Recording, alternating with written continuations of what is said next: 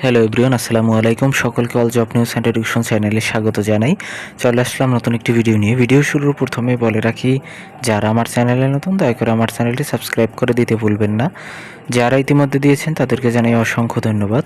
তো আজকে ভিডিওর বিষয় হচ্ছে বাংলাদেশ বিদ্যুৎ উন্নয়ন বোর্ড আপনার 1596 পদের সাহায্যকারী পরীক্ষার তারিখ নিয়ে আলোচনা করা হবে। তো আপনারা ইতিমধ্যে জেনেছেন যে 23 মে পরীক্ষা হবার সম্ভাবনা আছে। মানে যেটা জেনেছেন এটা হচ্ছে আপনারা গুজব জেনেছেন।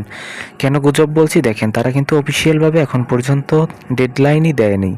অতএব আপনি যেটা শুনেছেন সেটা হচ্ছে গুজব। দেখেন এখানে বলা হয়েছে 1596 পদের সাহায্যকারী পরীক্ষা 23 মে হওয়ার কোনো অফিসিয়াল নোটিশ প্রকাশ পায়নি। অফিসিয়াল নোটিশে শুধু বলা হয়েছে পরীক্ষার তারিখ পরে জানানো হবে। তো দেখেন এখানে বলা হয়েছে, আপনারা অনেকে জিজ্ঞেস করেছিলেন যে পরীক্ষা কবে হবার সম্ভাবনা আছে। তো আমি যদি বলি, পরীক্ষা আপনার ঈদের আগে হবার কোনো সম্ভাবনা নেই।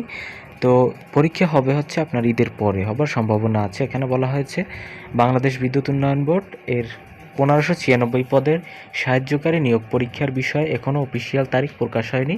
তবে ঈদের ছুটি খুব কাছাকাছি হওয়ায় অনেকের ধারণা পরীক্ষা ঈদের ছুটির পরে হতে পারে, বা পরীক্ষা ঈদের ছুটির পরে হওয়ার সম্ভাবনাই বেশি। তো অফিসিয়াল নোটিশ প্রকাশ হলে সবার আগে জানিয়ে দেওয়া হবে, তাই পরীক্ষার্থীদের এখন থেকেই প্রস্তুতি চালিয়ে যাওয়ার পরামর্শ রইল।